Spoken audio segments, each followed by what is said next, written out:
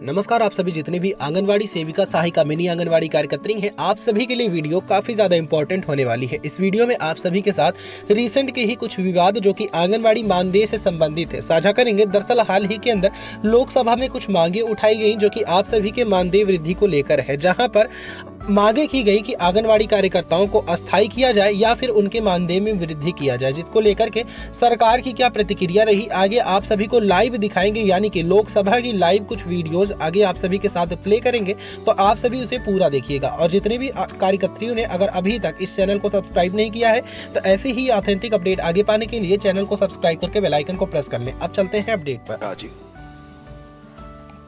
Thank you honourable vice chairman sir. One of the greatest regrets of my life, which I would share, is that I could not pursue law. I got admitted in the same institution, CLC, but then I withdrew and did something else. Listening to others and listening to Honorable Minister Saab itself, and learning from the fact कि जब से आया हूँ तब से कोई भी कानून किसी के लिए भी बने, it's lawyer's delight. उनकी जिंदगी रोशन होती जा रही है, बाकी कहीं रोशनी हो या ना हो, इसलिए हर दल में वकीलों की बड़ी पूछ। आप ये देख लो, चाहे उधर या इधर। It's a regret. Anyway, vice chairman साहब, कोशिश कर रहा था हिंदी में ही बोलूं क्योंकि भाजपा के मित्र कहते हैं हिंदी में बोलो, लेकिन ये बड़ा टेक्निकल सा सब्जेक्ट था तो मेरे लिए बहुत आर्बिट्रेशन की हिंदी में अभी तक नहीं समझ पाया हूं कि उसकी हिंदी क्या है। अब बताइए, इतना लंबा चौड़ा मध्यस्थता का। Anyway, honourable vice chairman sir, in the backdrop I would say, sir कोशिश कर रहा हूं ना, अब बिल सरल बनाइएगा। बघेल साहब के बारे में मैं कुछ नहीं कहना चाहता हूं, आजकल इनको भी सपने में लोग आने लगे हैं।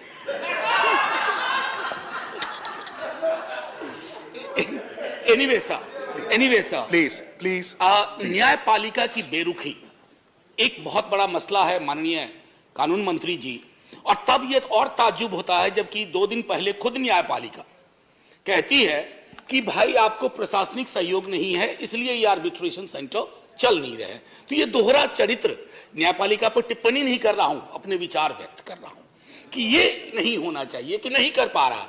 दूसरी तरफ आपकी खुद की बेरुखी होती है, अवार्ड हो जाता है और उसके बाद फिर ट्रायल कोर्ट में मामला जाता है और एक लंबी प्रक्रिया होती है। मैं समझता हूं कि इस पर अगर कुछ फेरबदल हो, सुधार हो।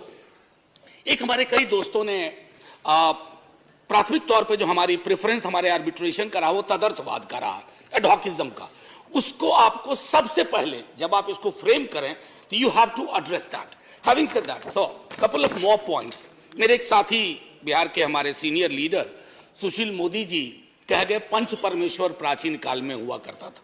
सर उतना प्राचीन काल में मत जाइए क्योंकि हर पंच परमेश्वर नहीं हुआ करता था, उसका भी हम आज तक भुगत रहे हैं। कुछ बीच बीच का मसला रखिए ताकि एक बेहतर व्यवस्था बने। So I believe one of the greatest USP of this government, and I hyphenate between the government and honourable minister, he is not only a name changer, I wish him you become game changer. क्योंकि name changer वाले आपके यहां बहुत बड़ी तादाद में है। उनका वश चले तो सुबह उठ के अपने घर का नाम बदल दें, सड़क का नाम बदल दें, तो वो नहीं करना है। और मैं सुखेंदु भाई की तरह आपको रोमियो जूलियट तक भी नहीं ले जाना चाहता हूं, हालांकि टेम्पटेशन मेरा भी था कि रोमियो के साथ आपको जोड़ दूं। So lack of good administrative facilities, what even Vijay Sai Reddy ji said, Vivek bhai said, Sukhendu ji said, that has to be underlined as one of the priorities. बेहतर प्रशासनिक सुधार करिए। अब हाई कोर्ट और रिटायर्ड सुप्रीम कोर्ट के, वो मैं विजय साई जी की, रेड्डी जी की बात को मतलब इसलिए मैंने कहा कि वकालत करनी चाहिए थी। जज बनता तो जब तक जिंदगी एज ना होता तब तक जज रहता, और जज रहने के बाद किसी न किसी आयोग का, आर्बिट्रेशन का मेंबर हो जाता, चेयरमैन हो जाता।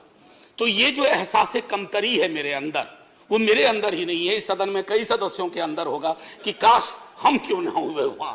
ये पहली बार मैं स्वयं साक्षी रही कि एक प्राइवेट मेंबर बिल पर चर्चा शुरू हुई मार्च 2020 में और 5 सेशंस के माध्यम से लगभग 20 सांसद 6 अलग अलग तारीखों पर इस विशिष्ट चर्चा में सहभागी रहे। सर्वप्रथम मैं सभी सांसदों का आभार व्यक्त करती हूं कि इस चर्चा के माध्यम से उन्होंने हमारी देश भर की आंगनवाड़ी बहनों का सम्मान किया, उनका समर्थन किया, उन्हें सदन में महिमा मंडित किया। कुछ सेशन पहले मैंने एक विशिष्ट सांसद का भी अभिनंदन किया। जगदम्बिका पाल जी आज सदन में नहीं है, लेकिन इस 2 वर्ष की अवधि में सबसे लंबा अगर किसी ने प्रस्तावना की सदन में आंगनवाड़ी बहन के समर्थन में, तो वो सौभाग्य जगदम्बिका पाल जी को प्राप्त है। मैं उनकी अनुपस्थिति में ही सही, लेकिन पुनः सीनियर मेंबर ऑफ पार्लियामेंट का मैं अभिनंदन करती हूं, उनके प्रति आभार व्यक्त करती हूं। महोदया, इस सदन में दानिश भाई ने भी थोड़ी सी मेरी चुटकी ली, और भाइयों का तो विशेष अधिकार है, मैं जेंटलमैन नहीं कह रही हूँ, भाई कह रही हूँ, आशा करती हूँ वो स्वीकार होगा। लेकिन इस सदन में कई विशिष्ट व्यक्ति जो ट्रेजरी बेंच से नहीं हैं, जिनके पास ये सौभाग्य रहा कि 1 दशक तक उन्होंने सत्ता की गलियारों में ऐसे विषयों पर अपना कहीं ना कहीं मार्गदर्शन दिया अथवा प्रशासनिक ढांचे में नेतृत्व दिया अथवा तब की सरकार में अपना योगदान दिया। आज विपक्ष में उन्होंने आंगनबाड़ी सेविका बहनों के बारे में गुहार लगाई। ये सत्य है कि 1970 के दशक में ये पूरा का पूरा एडमिनिस्ट्रेटिव अप्रोच भारत में पहली बार स्थापित किया गया, और उस वक्त जब 1975 में लगभग इसकी शुरुआत हुई, तब मात्र 33 प्रोजेक्ट्स में ही इतने विशाल देश में इसकी शुरुआत हुई।